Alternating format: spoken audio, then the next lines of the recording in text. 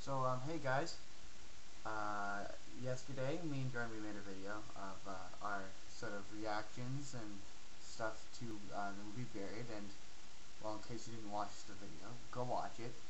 But we didn't like it in the slightest at all, and we had such an overwhelming, not really, but we had quite a response to it.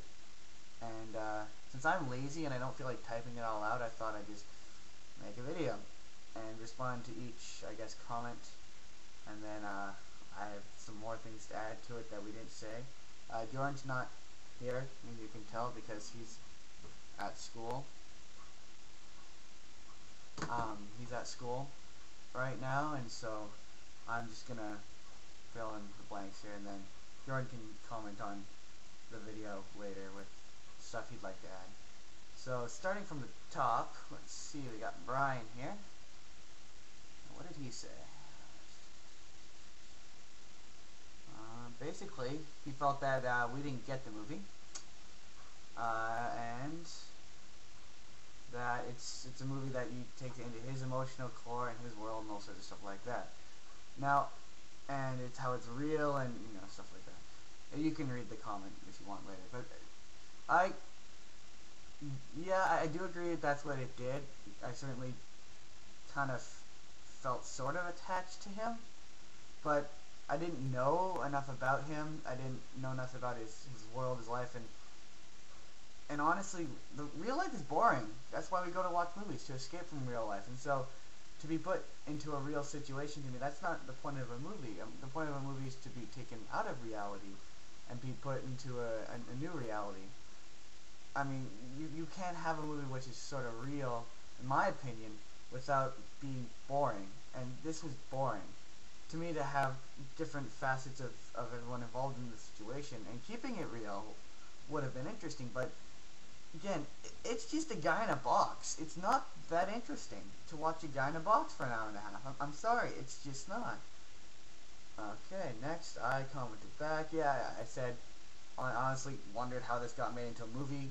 Even if you have the emotionality of it, even if it was done well, going into the pitch meeting going, okay, we're going to put Ryan Reynolds in a box for an hour and a half. I don't understand how that got made into a movie.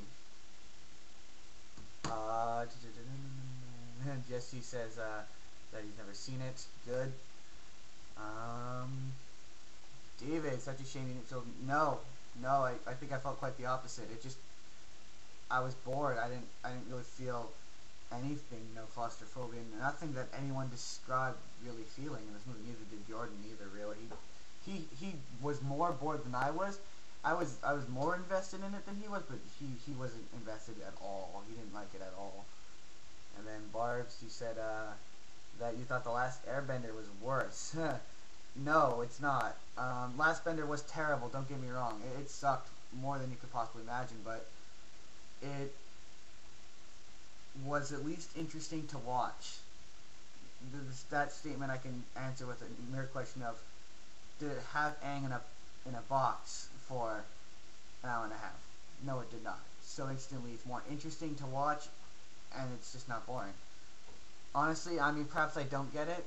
I'm willing to admit that. Perhaps it washed over my head. It went over me. It went over Jordan. It went over both of us. But to me, a movie, I've said this before, a movie is not a fill-in-the-blank puzzle. You can't just take something and have the audience fill in the rest. I mean, yeah, obviously you don't want all the lines colored in, but you want to be able to color some of it in. But the picture should at least be there for you to see. And honestly, again, it was a guy in a box. I don't quite understand why that was interesting to people, because it's not.